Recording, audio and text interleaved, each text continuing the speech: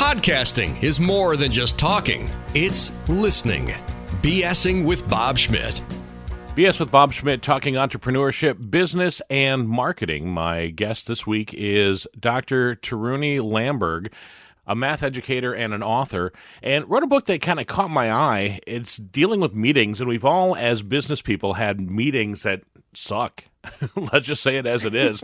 There's a lot of meetings out there that are just horrible. The book is called Conducting Productive Meetings, How to Generate and Communicate Ideas for Innovation.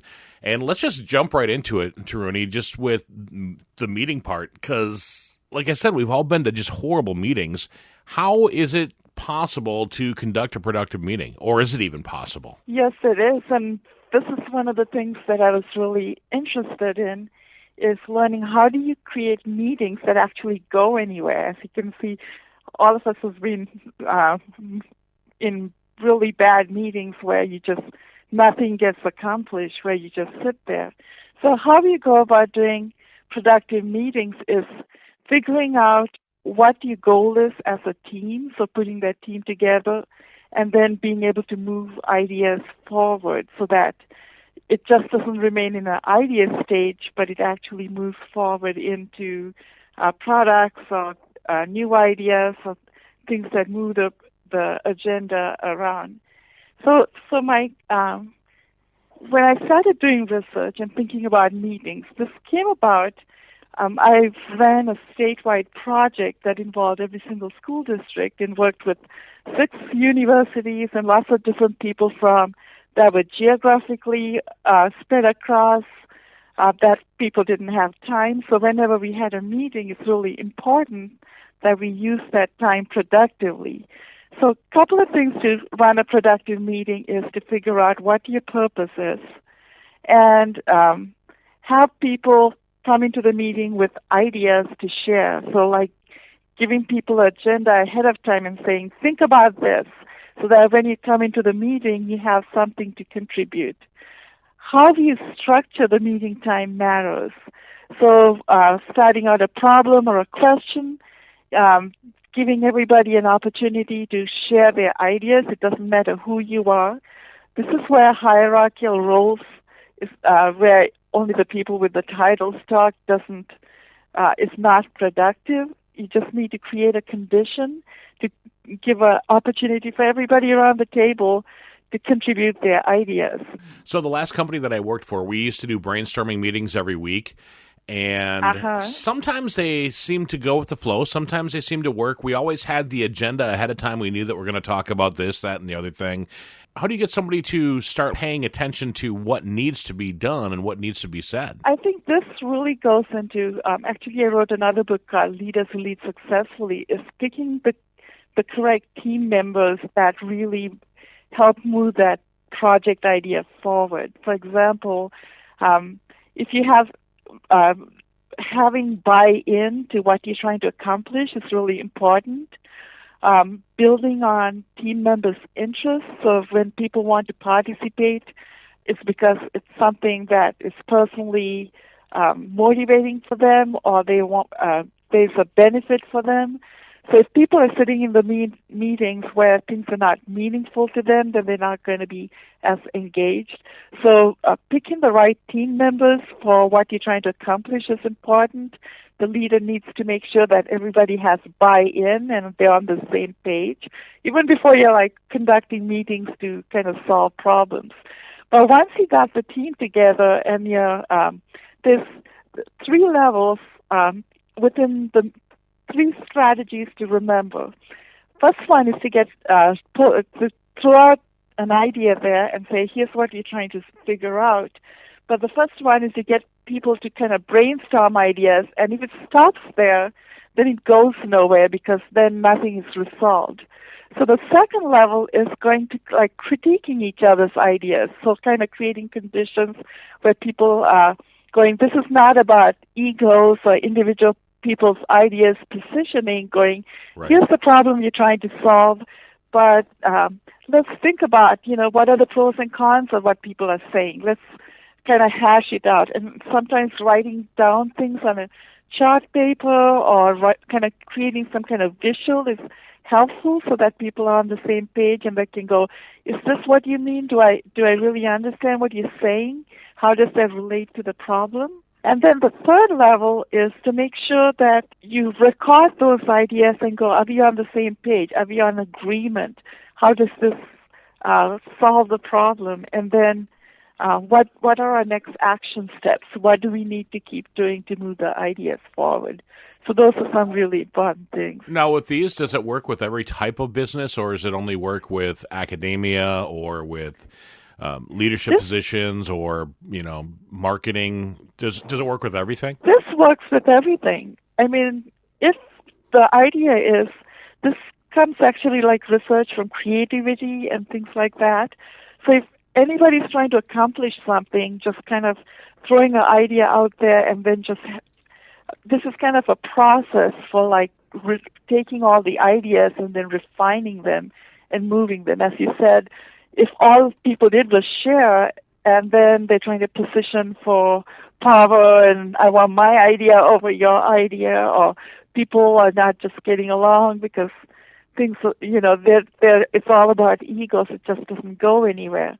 This can be something from where you're a group of teachers trying to solve a problem. It can be in business. It doesn't matter what context. It's about how do you move ideas. So that going beyond just sharing ideas to figuring out what are we trying to solve? How does that address, and being able to critique it and then move it to like a shared idea of the group. Uh-huh. One of the things that I wrote about in the book is the relationships matter. People can't come to the table and share ideas if they're not comfortable with each other, if it's kind of a threatening environment, or if you say something you're afraid you might get fired, or you might look stupid, because one of the things is, say if you're in a room where you're kind of the bottom of the ladder, you're not going to be able to feel comfortable to critique somebody's, say, your boss's idea and think that was just, that was not a good idea. So you have to create conditions where everybody in the meeting feels valued. And so a lot of things that I wrote about is, how do you create that? What was really interesting is when I was writing the books, I interviewed really famous researchers who had developed a body of work that has literally changed the field. And when I was asking them, a couple of themes that came out, and one of them was that after a meeting or after you're doing some kind of project, going and having a cup of coffee or going for a walk, this informal interactions is equally important as what happens in the meeting. Do you see what I'm I do. saying? Yeah. Like you're sitting there, you have this brainstorming session, you go out for a cup of coffee or something, and in that moment, you're not having an agenda, you're just kind of unwinding, you're kind of relaxed, and a lot of times your brain's still on, whatever you were working on. And there are two things that happens. One is you're building relationships of trust and just like having fun together. And then the other part is that because you're free, you get a lot of creative ideas coming out that way. Right. It may not be the ultimate idea that you might end up going with, but a lot of people that I interviewed said, that conversations in the car was really powerful. So that informal relationships are really as important as the formal relationships to kind of move the ideas forward. Right. Now, you mentioned earlier a couple of different times, you mentioned the word ego. How do you get the ego out of a meeting, especially if you've got, the boss that has that ego? Because we've all had bosses that were jerks. How do you get? I understand. How do you get back past that? One of the things is being mindful of that when you're running a meeting. I mean, when I was running this meeting, we had people who are just like very famous come in, and you had like graduate students who were just in the room, and so it's kind of like even just getting starstruck.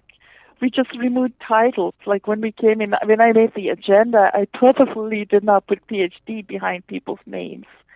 and also giving opportunities. We started with having people talk, like giving, say, somebody who's not the boss, giving the person who's the bottom of the ladder sit there and say, what do you think? Mm-hmm. Asking them specific questions so that creating and setting the tone for the meeting. This is about ideas that we're sharing and saying everybody's ideas are equal. Part of, I think that again, because this was a question that I was wondering about as I was reading through the business literature about how do you deal. That idea of ego came up in the research literature. It came up with people saying that if there are people who are just not going to be a fit, they would be, when I interviewed one person, he said they just eventually leave the team if they're kind of not functioning as a team player. Right. Or just like that naturally evolve. So selecting the right people on the team really matters.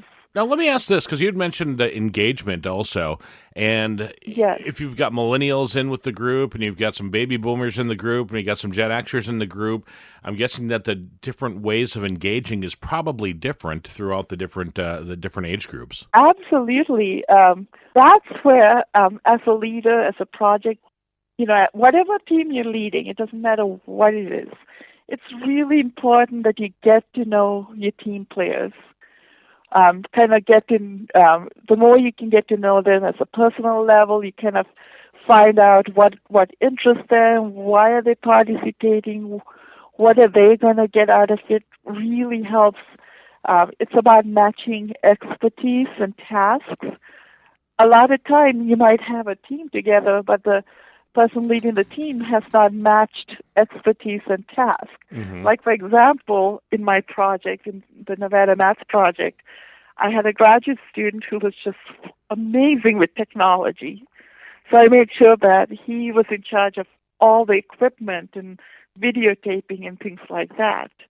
Another graduate student was just really great at her organization skills. She could just take everything and have everything organized.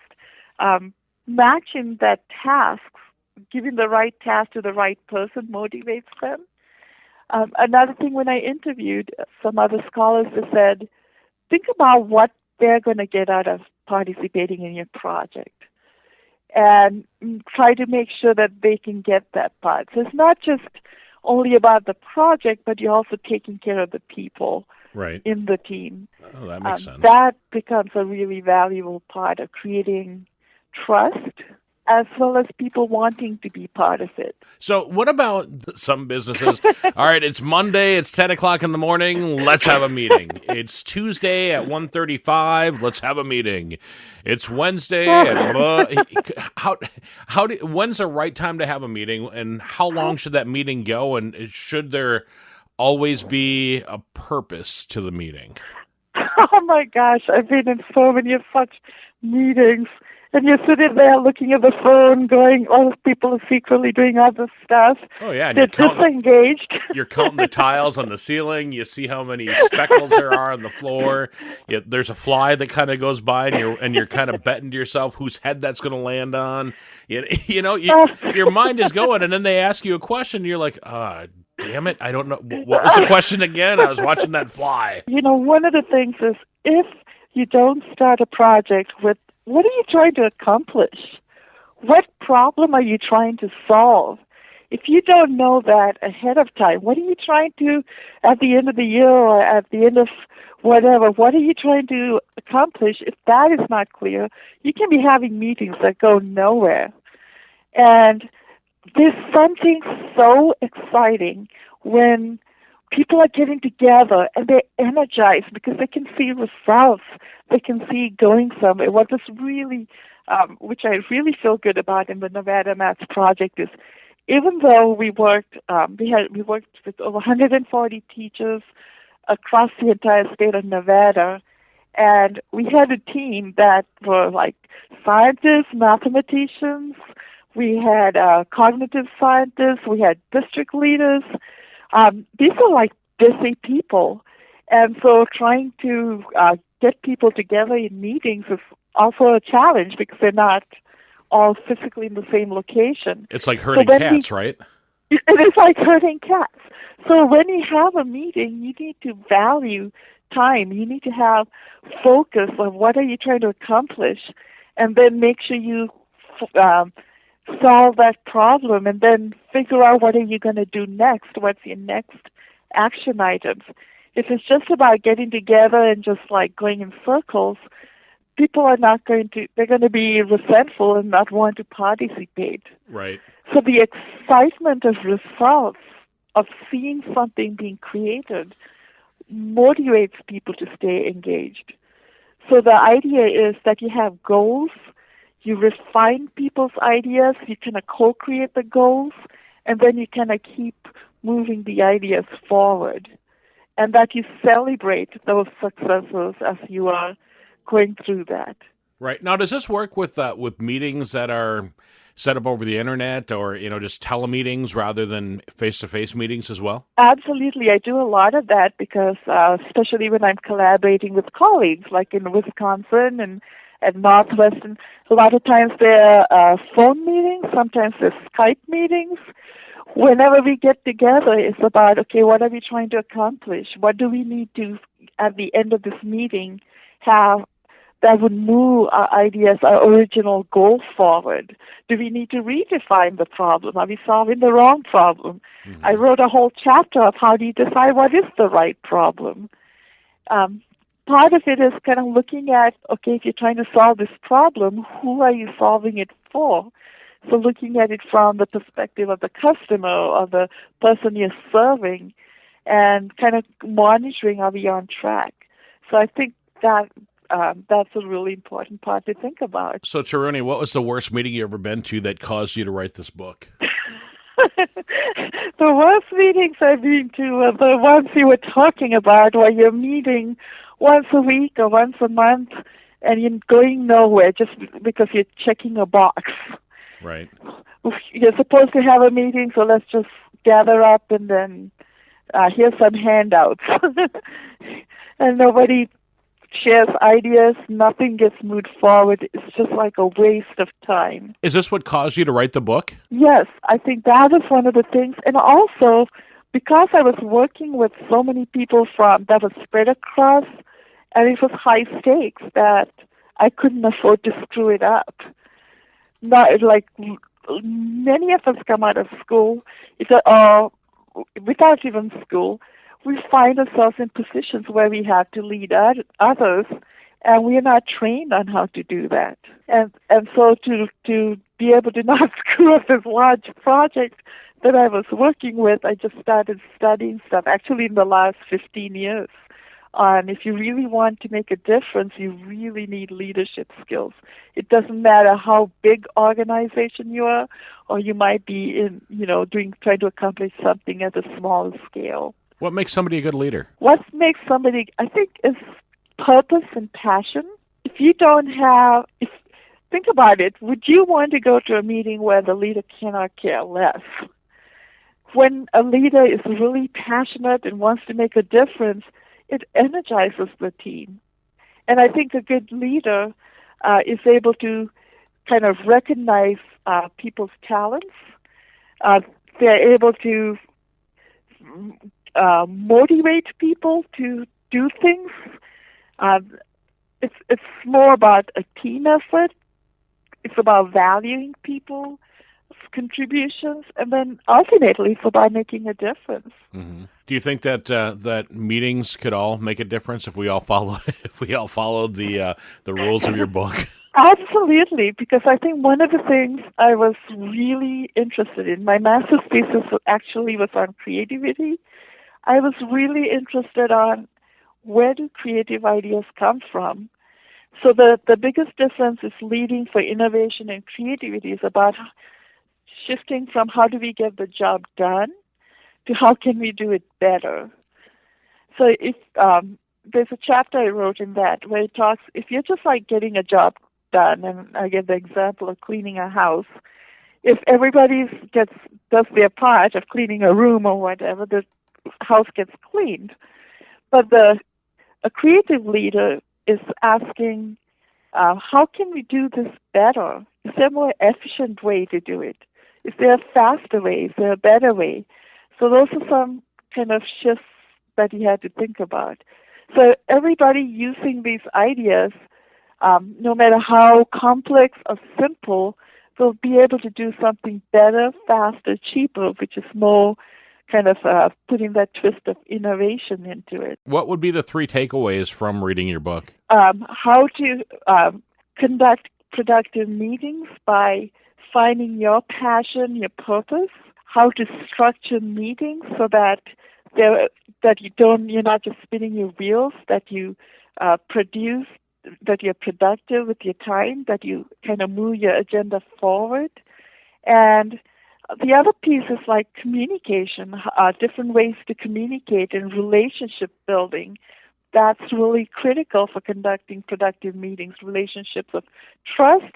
And then how do you put that spark in your team so that people are just excited? When people are excited, they want to be part of your team, they would work day and night to get the job done. So how do you make it fun? I think that's actually a chapter on laughter. Well, Christmas is coming up, and, if you're looking for that gift for your boss, conducting productive meetings, how to generate and communicate ideas for innovation, might be something good for a stocking stuffer, or at least maybe you and your staff could throw in some cash and buy it for your boss. How do we find your book? You can get it on Amazon. It's on Barnes & Noble, so you can go to my website, optimizelearning.net. You don't even have to be a CEO to buy a book like this. People lead in all levels of whatever they're doing. And I think that everybody viewing themselves as a leader who's capable of making a difference. The BS with Bob Schmidt podcast is brought to you by Orange Computer. Find them online at orangecomputerlax.com. And by Tri-State Sound and Light. Find them online at tristatesound.com. Tell your story with microcasts by podcastforhire.com. The BS with Bob Schmidt podcast is a podcast for hire production.